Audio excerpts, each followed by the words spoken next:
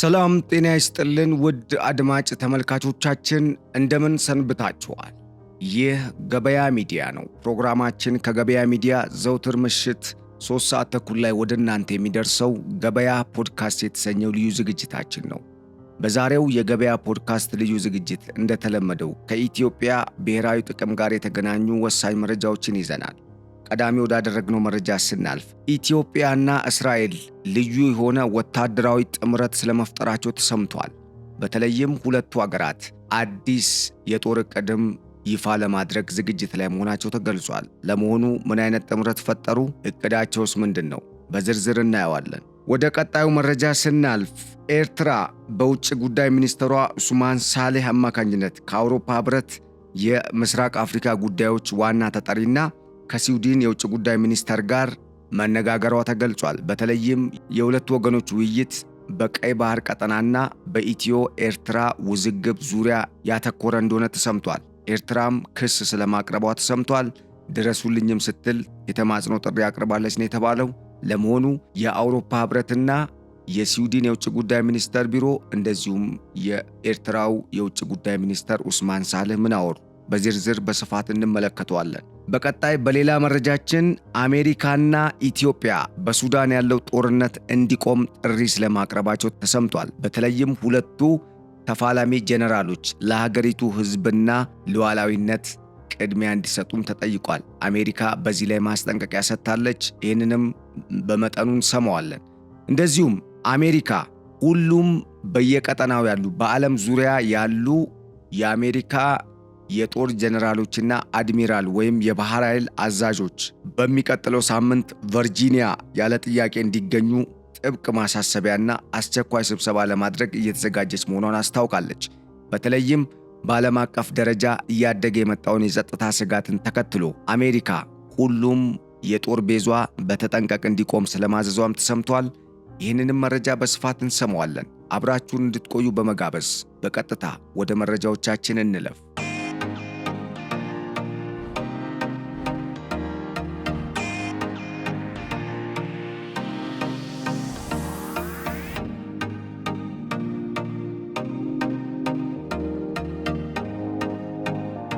ቀዳሚ ወዳደረግነው መረጃ ስናልፍ የኢትዮ እስራኤል ጥምረትን እናገኛለን። ኢትዮጵያና እስራኤል በሚገርም ሁኔታ ወታደራዊ ጥምረት ስለመፍጠራቸው የተሰማ ነው። በተለይም ሁለቱ አገራት በተለያዩ የደህንነትና የጸጥታ ጉዳዮች ላይ አብረው በጋራ ለመስራት ስለመስማማታቸው ተገልጿል።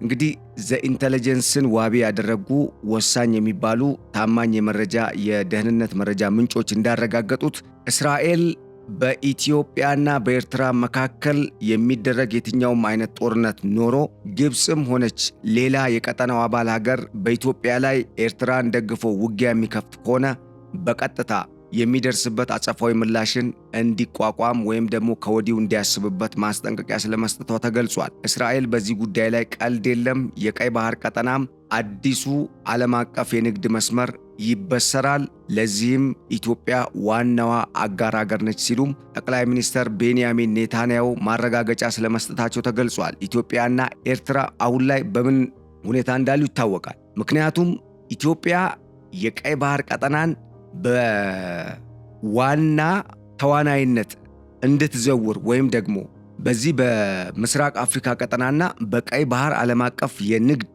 ቀጠና ዙሪያ የኢትዮጵያ ሚና ከየትኛውም ጊዜ በላይ አሁን ላይ እጅጉን እንደሚፈለግ እስራኤልም የአሜሪካ መንግስትም በተለይ ደግሞ የአውሮፓ ሕብረት አጽንኦት ስለመስጠቱ ነው መረጃው የሚጠቁመው። ከዚህ ጋር ተያይዞ የእስራኤል መንግስት ኢትዮጵያ በቀይ ባህር ቀጠና እንድትቀላቀል አስፈላጊውን ጥረት እንደሚያደርግ ድጋፍም እንደሚያደርግ አስታውቋል። ከዚህም ጋር ተያይዞ እንግዲህ በሁለቱ ሀገራት መካከል የሚነሳ ማንኛውም ችግር ወይም ጦርነት ቢኖርና በቀጠናው ያሉ ግብፅንም ጨምሮ ማለት ነው። በዋናነት ይሄ መረጃ ግብፅን የሚመለከት እንደሆነ ነው እንግዲህ በመረጃው የተጠቀሰው። ግብፅን በሚመለከት ለኤርትራም ሆነ በሱዳን በኩል ኢትዮጵያን ለመውጋት የሚደረግ የትኛውም ጥረት በእስራኤል በኩል አጸፋዊ ምላሽ እንደሚሰጠውና እስራኤል ከኢትዮጵያ ጋር እንደምትቆም ማረጋገጫ ስለመስጠቷ ተገልጿል። ይሄ ጉዳይ በጣም አነጋጋሪ ሆኗል። ምክንያቱም እስራኤል ከኢትዮጵያ ጋር በብዙ መልኩ ከዚህ ቀደም አብራ ለመስራት ፍላጎት እንዳላት አስታውቃ እንደነበር ይታወሳል። ኢትዮጵያና እስራኤል መካከል ታሪካዊ ግንኙነት ነው ያለው። እንደዚሁም የደምም ትስስር እንዳለ የሚጠቅሱ ሰዎች አሉ።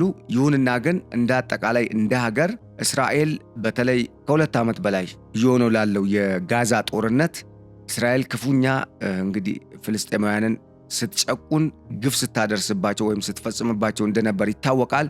ይሁንና ግን ያንን ጉዳይ ተከትሎ እንግዲህ በተባበሩት መንግስታት ድርጅት 80ኛው ጉባኤ ላይ ትልቅ እንግዲህ ውግዘት እንደደረሰባትም ተመልክተናል። በተለይም ጠቅላይ ሚኒስትር ቤንጃሚን ኔታንያሁ ንግግር ለማድረግ ስቴጁ ላይ ሲወጡ የበርካታ ሀገራት መሪዎች ግማሾቹ እያጨበጨቡ፣ በሌሎች ደግሞ በጸጥታ አዳራሹን ትተው ሲወጡ ተመልክተናል። ይሄ እስራኤል በቀጣይ በዓለም አቀፍ ደረጃ ሀገራት ጋር የሚኖራትን ዓለም አቀፍም ቀጠናዊ አህጉራዊ ግንኙነትም እንግዲህ ጥላ እንዳጠላበት ወይም ችግር ውስጥ እንደሚያስገባውና በርካታ የአረብ ሀገራት ደግሞ ከእስራኤል ጋር የተፈራረሙትን የጦር መሳሪያ ግዢ መሰረዛቸው እስራኤልን ሊጎዳት እንደሚችል ተመላክቷል።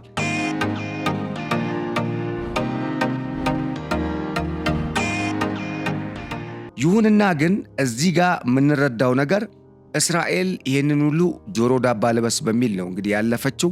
ከዚህም በላይ የሱዌዝ ካናልንና የቀይ ባህር ቀጠናን ሙሉ በሙሉ የመቆጣጠር እቅድም እንዳላት አስታውቃለች። በዚህ ዙሪያ በተለይ ኢትዮጵያ አሁን በቀይ ባህር ቀጠና ላይ ተዋናይ ሆነው እንግዲህ በዋናነት እየተንቀሳቀሱ ካሉት ከግብፅ ከሳውዲ አረቢያ በተጨማሪ እንግዲህ እስራኤል አለች። ከእስራኤል ውጭ ጆርዳን ነች። ጆርዳን ግን በብዛት ዮርዳኖስ ማለት ነው በብዛት በዚህ በቀይ ባህር ቀጠና ላይ ያን ያህል ተጽዕኖ የላትም፣ ምክንያቱም ጦሯም የተወሰነ ነው።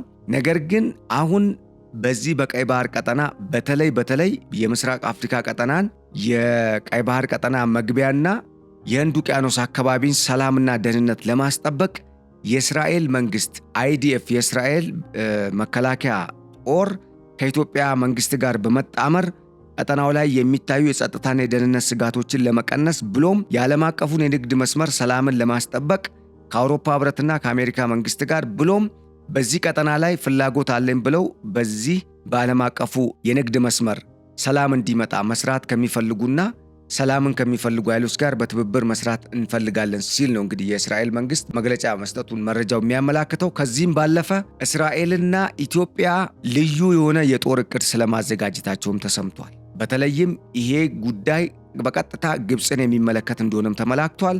በአንጻሩ ከዚህ ቀደም በዳህላክ ዱሜራና ከቢር ደሴት ሰፍራለች የተባለችው ኳታር ከኢራን ጋር ጥብቅ ቁርኝት ያላት ከመሆኗ ጋር ተያይዞ ኢራን ከዚህ ቀደም እስራኤል ላይ የተኮሰቻቸው የተወሰኑ ሚሳኤሎች ከነኚህ ደሴቶች የተተኮሱ ናቸው የሚለው የሞሳድ መረጃን ተከትሎ እስራኤል በሱዳንም በኤርትራም ላይ እንግዲህ ጥቃትን ልትፈጸም የምትችልበት ሁኔታ እንዳለና የኢትዮ ኤርትራ ጦርነት የሚቀሰቀስ ከሆነ ኤርትራ ጥቃት ከሌላ ጎንም ሊገጥማት እንደሚችል የሚያመላክቱ መረጃዎች ናቸው እንግዲህ እየወጡ ያሉት። በተለይም ይሄ ጉዳይ ኤርትራ ከሱዳን ከግብፅ ጋር በማበር የግብፅን የተልዕኮ ጦርነት ለማስጀመር ከፍተኛ የሆነ ጥረትንና እንቅስቃሴን እያደረገች ከመሆኗ ጋር ተያይዞ እንደዚሁም አልቡርሃንም ኢሳያስ አፈወርቂም ከሁቲና ከኢራን የአያቶላ መንግስት ጋር ጥብቅ ቁርኝት በሚስጥራዊ መንገድ እንዳላቸው የተደረሰበት ጉዳይ ከመሆኑ ጋር ተያይዞ በእስራኤልና በአውሮፓ ህብረት መንግስታት መካከል እንግዲህ በዚህ በእርምጃ አወሳሰድ ዙሪያ ካለው ልዩነት ውጪ ጥርስ ውስጥ ስለመግባታቸው ነው የተገለጸው። ይህም የኤርትራውን ፕሬዝዳንት ኢሳያስ አፈወርቂን ለከፍተኛ የሆነ ጫና እየዳረጋቸው እንደሆነ ነው የተገለጸው።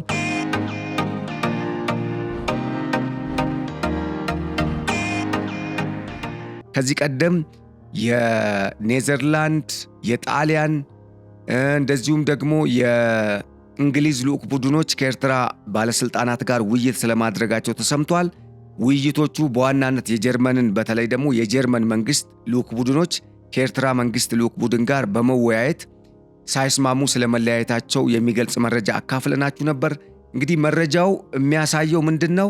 ኤርትራ ከምስራቁ ብሎክ በተለይ ደግሞ ከኢራን ጋር ይህንን የቀይ ባህር ቀጠናና የዓለም አቀፉን የንግድ መስመር ብሎም በምስራቅ አፍሪካ ያለውን የጸጥታና የሰላም የደህንነት ሁኔታን በማወክ ረገድ ሚናዋ የጎላ የሆነችውን ኢራንና ኳታርን በአጋርነት በመያዝ አብራ እየሰራች ከመሆኗ ጋር ተያይዞ እነኚህ የአውሮፓ ህብረት ሀገራትና እስራኤል ብሎም አሜሪካን ጨምሮ በተለይ እንደ ጀርመንና ፈረንሳይ ያሉ ሀገራት ኤርትራውያን ስደተኞችን ከሀገራቸው ወደ ኤርትራ ለመመለስ የኤርትራን መንግስት አማክረው ነበር። የኤርትራ መንግስት በአንጻሩ አሻፈረኝ ነበር ያለው።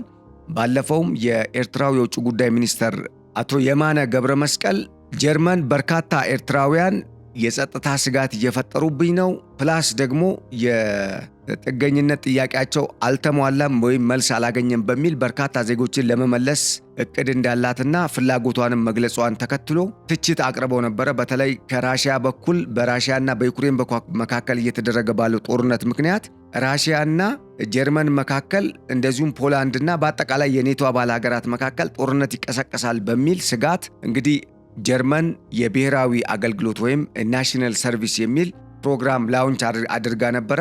ይህንን ፕሮግራም ይህንን የናሽናል ሰርቪስ ወይም የብሔራዊ አገልግሎት ወታደራዊ ግዳጅ ማለት ነው ፕሮግራም በሚመለከት የኤርትራው ማስታወቂያ ሚኒስትር አቶ የማነ እኛ ብሔራዊ የውትድርና አገልግሎት ግዳጅን ስናደርግ ወንጀል ነው፣ እናንተ ግን ስታደርጉ ወንጀል አይደለም በሚል የጀርመን መንግስትን የሚወቅስ በጣም ትችት የበዛበት ወይም ነቀፋ የተሞላበት ጽሑፍን በማህበራዊ ኤክስ ገጻቸው ማጋራታቸውን ተከትሎ በጀርመን መንግስትም ጥርስ እንደተነከሰባቸው ተገልጿል። ከዚህም ጋር ተያይዞ እንግዲህ አሁን የጀርመንም የእንግሊዝም በተለይ የፈረንሳይ እነኚህ የአውሮፓ ህብረት ዋና ዋና የሚባሉ መንግስታትና ራሷን ችላ ከፈረንሳይ በብሬግዚት ዲል መሰረት የተላቀቀችው እንግሊዝም በርካታ ኤርትራውያን ስደተኞችን ወደ ኤርትራ ለመመለስ እቅድ እንዳላቸው በይፋ ለኤርትራ መንግስት ማስታወቃቸው ተገልጿል።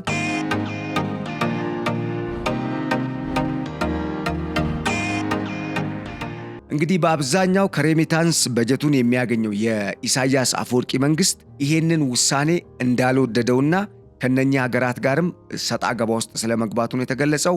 በአንጻሩ እነኛ ሀገራት ኢትዮጵያ ያቀረበችውን የባህር በር ጥያቄ እንግሊዝም ከዚህ ቀደም በ1983 ዓ.ም የኢትዮጵያ መንግስትና የኤርትራ መንግስት ቁጭ ብለው ሲወያዩ በተለይ የነፃ አውጪ ግንባር መሪዎች በወቅቱ በእርግጥ የሽግግር መንግስት ነው የነበረው፣ መንግስትም አልነበረም። በሁለቱም ሀገር መንግስት የሚባል ነገር አልነበረም። ስለዚህ በተነጋገሩበት ወቅት እነኚህ የሽግግር መንግስቱ አባል ወይም የሽግግር መንግስቱን ከመሰረቱ ቡድኖች መካከል በመሪነቱ ቀዳሚ የሆኑት ቡድኖች መሪዎች በለንደን ስብሰባ ተደርጎ ነበር። በዛ ስብሰባ ላይ ተገኝቶ ነበር። በዋናነት ጠቅላይ ሚኒስትር መለስ ዜናዊና ፕሬዝዳንት ኢሳያስ አፈወርቂ እንደዚሁም ሌሎች የልዑክ ቡድኖች ነበሩ። በሌላ በኩል የእንግሊዝና የአሜሪካ አደራዳሪ የልዑክ ቡድኖች አምባሳደር ሄርማን ኮንን ጨምሮ ተገኝተው ነበረ።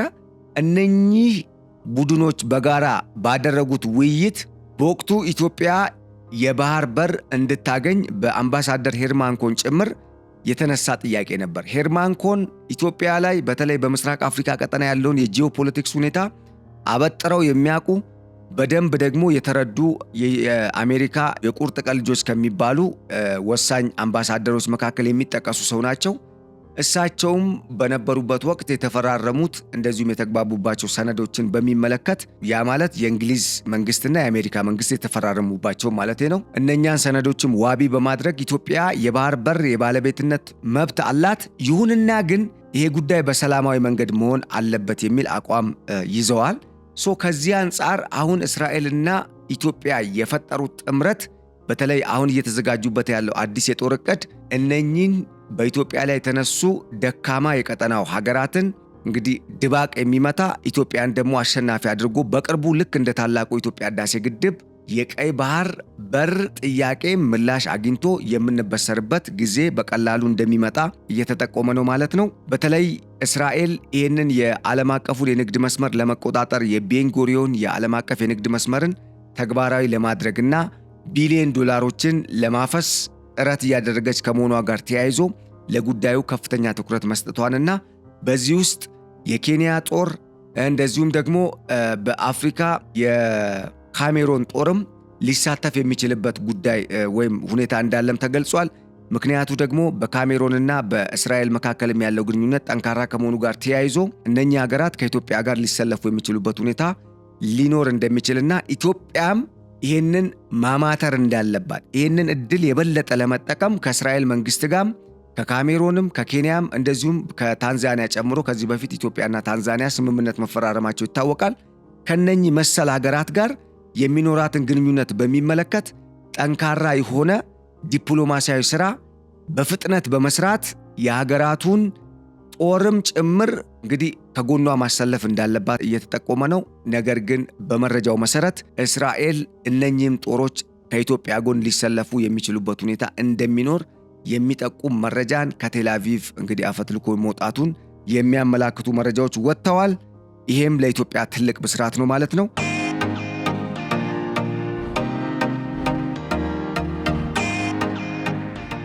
ወደ ሌላኛው መረጃ ስንሄድ በኤርትራ በኩል የቀረበውን ክስ ነው የምናገኘው። የኤርትራ መንግስት ለአውሮፓ ህብረትና ለስዊድን መንግስታት የድረሱልኝ ጥሪ አቅርቧል። ይህም የተማጽኖ ጥሪ በተለይ ኢትዮጵያ የባህር በር ጥያቄን በማንሳት ሉዓላዊ ግዛቴን ልትወስድብኝ ነው የሚል የክስ ደብዳቤ ስለማቅረባቸው ነው የተሰማው። የአውሮፓ ህብረት የውጭ ግንኙነት በተለይም የምስራቅ አፍሪካ ልዩ ተወካይና አማካሪ አኔት ዊበርና የስዊድን የውጭ ጉዳይ ሚኒስተር ማርያም አልበርት አልመርስቶን ጋር ውይይት ስለማድረጋቸው ነው የኤርትራው የውጭ ጉዳይ ሚኒስተር ኡስማን ሳሌ መረጃው የሚጠቁመው።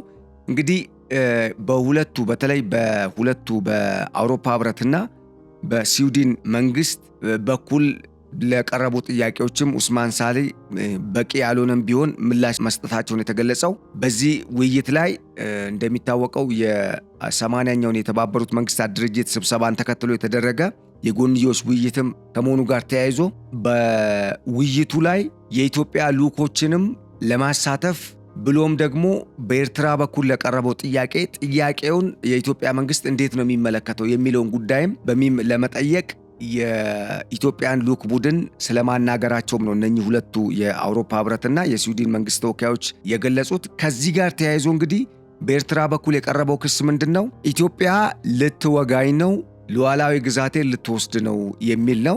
በአንጻሩ በኢትዮጵያ በኩል ብሪፍ የተደረገላቸው ምን ያህል ደቂቃ ነው፣ ምንድነው ይዘቱ የሚለው ጉዳይ እስካሁን ግልጽ ባይሆንም የወጡ መረጃዎች በተለይ የፍንጭ መረጃዎች እንደሚያሳዩት ኢትዮጵያ በታሪክም በህግም እንደዚሁም ደግሞ በዓለም አቀፍም ደረጃ የባህር በር ባለቤት የመሆኗ ጉዳይ አጠያቂ እንዳልሆነና በቂ የሆነ የተሟላ የኢትዮጵያን የባህር ባለቤትነት መብት የሚያረጋግጡ የአሰብ ወደብን ጨምሮ በመረጃና በማስረጃ የሚደግፉ በርካታ ህጋዊ ሰነዶች ስለመገኘታቸውም ተገልጿል።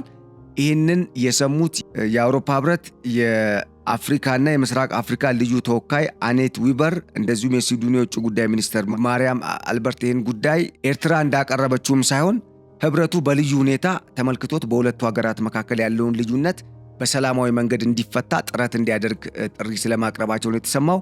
ይሁንና ግን የኤርትራ ክስ ኢትዮጵያን እንደ ወራሪና የራሷ ያልሆነን ግዛት ልትቀበል ወይም ደግሞ ለመውረስ ወይም ለመጠቅለል ጥረት እያደረገችና ኤርትራንም በኃይል ለመውረር እንቅስቃሴ እያደረገች የጦርነት እንቅስቃሴ እያደረገች እንደሆነ የሚያሳይ መረጃን ነበር ጠቁሞ የነበረው የተባለው ወይም ያብራሩላቸው ማለት ነው።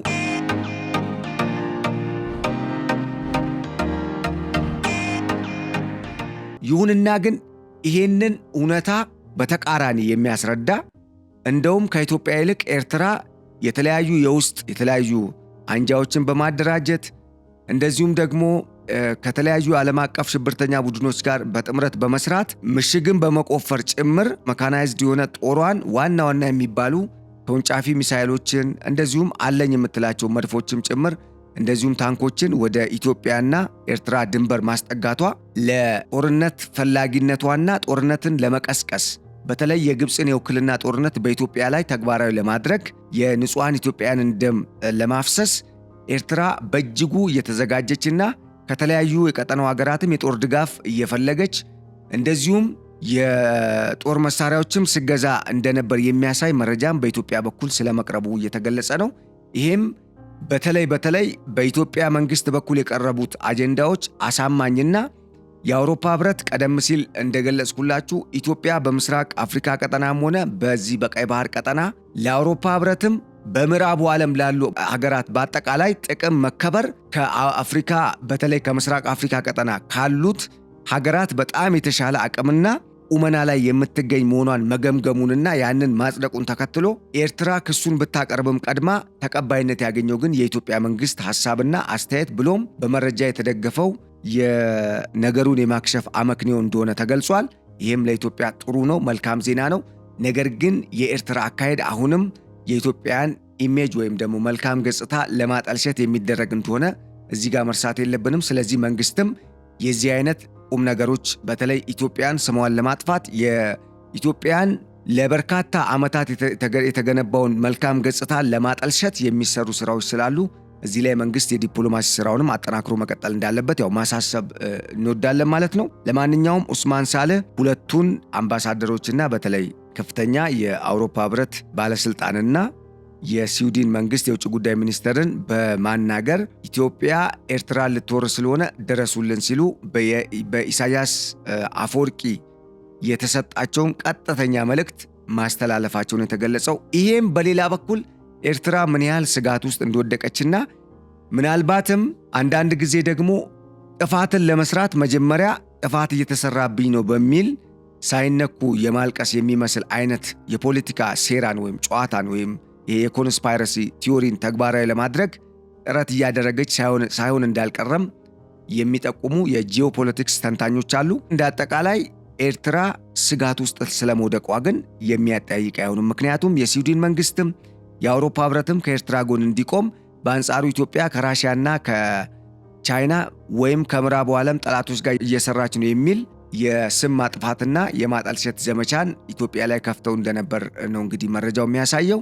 አሁንም እሱን ጉዳይ እየሄዱበት እንደሆነ ነው። ይህንን መንግስት በፍጥነት መከላከልና የዲፕሎማሲ ስራው ላይ ልክ ከህዳሴ ግድቡ ጋር ተያይዞ እንደተሰራው ስኬታማ የዲፕሎማሲ ስራ አሁንም በባህር በሩ ዙሪያ መሰራት እንዳለበትና ኢትዮጵያ እውነተኛና ሐቀኛ ጥያቄ ስለማቅረቧም በእርግጥ በአረቦቹ ዘንድ በጣም ጥሩ ግንዛቤ እንዲኖር ለማድረግ መሰራት እንዳለበት በዚሁ አጋጣሚ እንጠቁማለን ማለት ነው።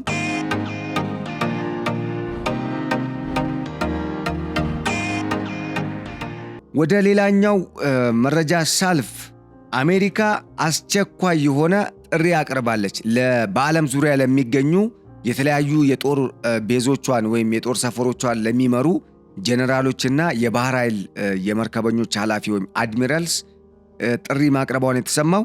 ፔንታጎን ኦርደርስ ሴክሬት ኢመርጀንሲ ሚቲንግ US generals and admirals from across the world called to rush to Virginia next week without being told why የሚል ነገር ነው ያቀረቡት።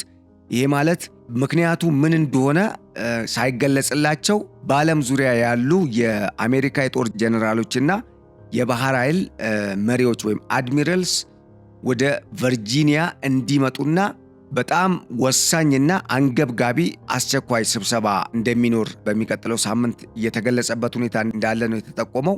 ይሄም ከምን ጋር ተያይዞ ነው መረጃው የሚያስሰው?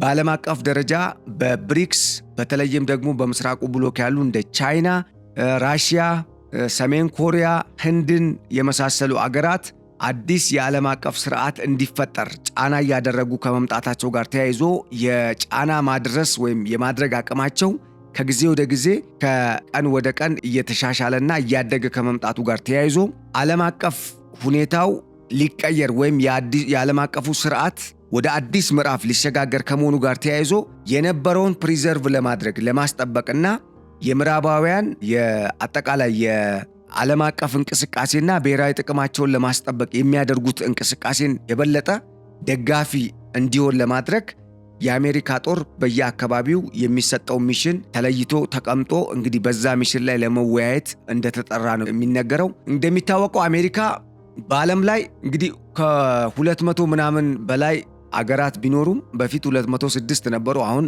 አዳዲስ አገራትም ስለተጨመሩ ኤንዌስ አሜሪካ በዓለም አቀፍ ደረጃ ከ845 እስከ 850 የሚደርስ የጦር ሰፈር አላት። ያ ማለት አሁን ላይ ያሉት የተባበሩት መንግስታት ድርጅት አባል ሀገራት 200 ምናምን ናቸው እንበል። በፊት 192 ነበሩ። 206ቱም ሀገራት የአውሮፓ የተባበሩት መንግስታት ድርጅት አባል ናቸው እንኳን ብንል አሜሪካ በዓለም ዙሪያ ያላት የጦር ሰፈር የነኚህን የተባበሩት መንግስታት ድርጅት ወይም የተመድ አባል ሀገራትን 4 እጥፍ የሚሆን የጦር ሰፈር በዓለም ዙሪያ ያላት ማለት ነው። እንግዲህ 845 የጦር ሰፈር አላት ማለት አሜሪካ ኢዚሊ ዓለምን ለመቆጣጠር በጣም ቀላል ያደርግላታል ማለት ነው። ምክንያቱም እስካሁንም ዓለምን የተቆጣጠረችው አንዱ በዚህ ሚንስ ስለሆነ ማለት ነው።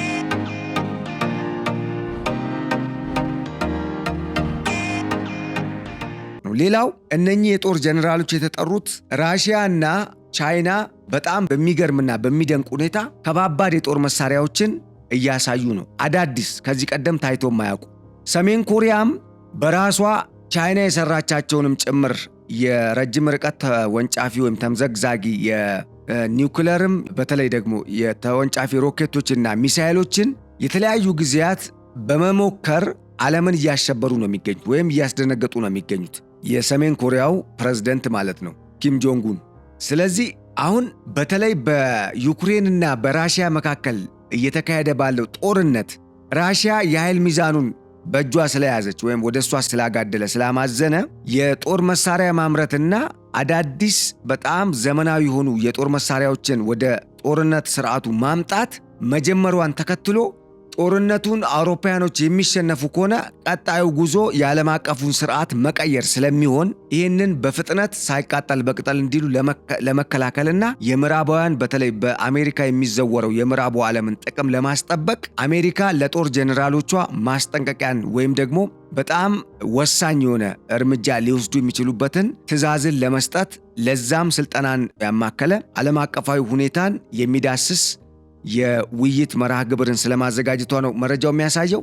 ይሄ እንዳጠቃላይ እንግዲህ መረዳት የምንችለው ኢትዮጵያ እንደዚሁም ደግሞ ብራዚል፣ ሳውዝ አፍሪካ፣ ራሽያ፣ ቻይና፣ ኢንዲያ የመሳሰሉ ሳውዲ አረቢያም ጭምር የተገኙበት ወይም የተሰባሰቡበት ብሪክስም ከዚህ የዓለም አቀፍ ስርዓት ለውጥ ዋና ማለት አሻጥር ወይም ደግሞ ይሄ ጥያቄ ወይም ደግሞ እንቅስቃሴ ጀርባ የሚጠቀስ ወይም ያለ ፑሽ የሚያደርግ አገር ወይም ስብስብ ከመሆኑ ጋር ተያይዞ ለውጡ የሚመጣም ከሆነ ተጠቃሚው በጣም ወሳኝ የሆነ በዚህ ለውጥ ውስጥ ጥቅምን የሚያገኙት እነኚህ የተዘረዘሩት አገራት ናቸው። የተባበሩት አረብ ኤምሬትስ፣ ሳውዲ አረቢያ፣ ኢትዮጵያ፣ ኢንዲያ፣ ሳውዝ አፍሪካ፣ ቻይና፣ ራሽያ የመሳሰሉ ሀገራት እንደዚሁም ቱርክም ከዚህ ተጠቃሚ ሊሆኑ ይችላሉ የሚል ግምት ስላለ አሜሪካ ከ845 እስከ 850 ለሚደርሱ አጠቃላይ የጦር ቤዞቿ በዓለም ዙሪያ ያሉ የጦር ቤዞቿ መሪ አድርጋ የሰየመቻቸውን ጀነራሎችና የጦር አድሚራሎች በቀጥታ በሚቀጥለው ሳምንት ለምን ሳይሉ ወይም ደግሞ ምክንያቱ በግልጽ ሳይገለጽ ለአስቸኳይ ስብሰባ ወደ ቨርጂኒያ እንዲሰበሰቡ ጥሪ ስለማቅረቧ ተገልጿል ማለት ነው።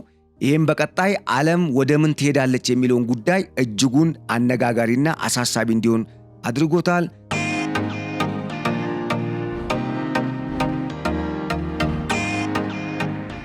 በተጨማሪም የዩክሬንና የራሽያ ጦርነትም በዚህ መልኩ እንዲያበቃ የማይፈልጉት አሜሪካውያን አሁን ለራሽያም እጅ እየሰጡ እንደሆነ የሚያሳይ ነው። ምክንያቱም ዘለንስኪም በዚህ ጦርነት ብዙ ድጋፍን ቢደረግላቸው የራሽያን አቅም ሙሉ በሙሉ መቆጣጠር ወይም መቋቋም ስላልቻሉ መንግስታቸውም ጥያቄ ውስጥ እየገባ ከመሆኑ ጋር ተያይዞ ጦርነት እንኳን ቢፈጠር በቀጥታ ኔቶ ፍለፊት ሊገባና አሜሪካና ራሽያም ፍለፊት ሊገናኙ የሚችሉበት ሁኔታ እንደሚኖር እየተጠቆመ ነው። ከዛ ውጪ ለምዕራባውያን የዓለም አቀፍ ስርዓትና የውጭ ግንኙነት ፖሊሲ እንደ ዋና ድክመትና እንደ ዋና ውግዘት አምጪ ምክንያት የተጠቀሰው መሰረትም የተደረገው እስራኤል በጋዛ ላይ የፈጸመችው ጥቃት ነው ወይም ግፍ ነው።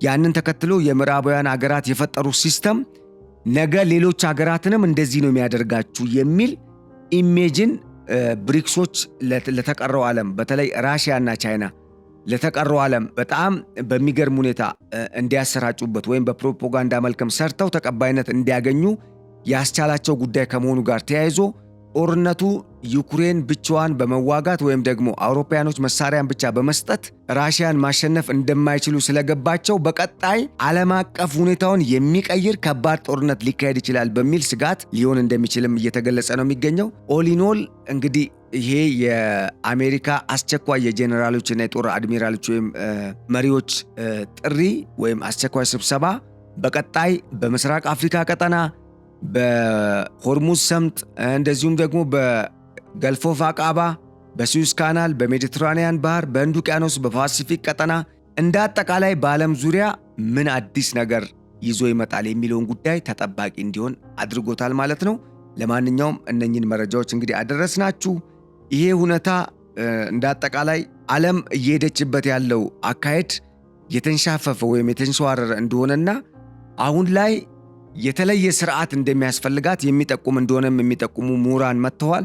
በአንጻሩ እነኚህ ምሁራን ኢትዮጵያ በቀጠናው የምታደርገው ማናቸውም እንቅስቃሴ ለኢትዮጵያ የበለጠ የተሻለ አቅምን እየፈጠረ እንደዚሁም ደግሞ ኢትዮጵያ በብሪክስ ውስጥም በዓለም አቀፍ ስርዓት ውስጥም ተወዳዳሪ የምትሆንበትን የንግድ አቅም የኢኮኖሚ አቅም እንድትፈጥርም የሚያግዝም ቢሆን ዓለም አቀፍ ጦርነት የሚነሳ ከሆነ ግን የኃይል አሰላለፍን መለየትና ጎራን ማስተካከል እንደሚገባም ከዚሁ ከአሜሪካ አስቸኳይ የጄኔራሎቿና የሪል አድሚራል ስብሰባዎች ወይንም የጦር ፐርሰኔሎች ስብሰባ የምንረዳው ወይም ተያይዞ ከዚህ ስብሰባ ጋር ተያይዞ የወጣ መረጃ ነው ማለት ነው።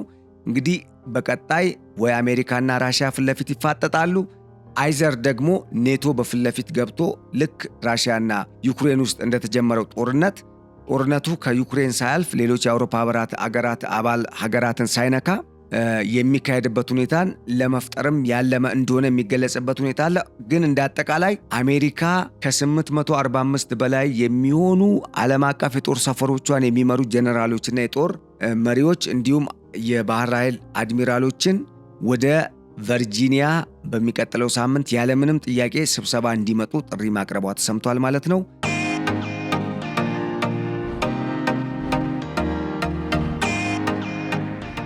ውድ አድማጭ ተመልካቾቻችን ለዕለቱ ያዘጋጅንላችሁ የገበያ ሚዲያ ፖድካስት ልዩ ፕሮግራማችን የተከታተላችሁትን ይመስል ነበር። በቀጣይ በሌሎች ወሳኝ በምንላቸው ጉዳዮች መልሰን እስክንገናኝ መልካሙን ሁሉ ተመኘን። ቸር ሰንብቱልን። መልካም በዓል። ሰላም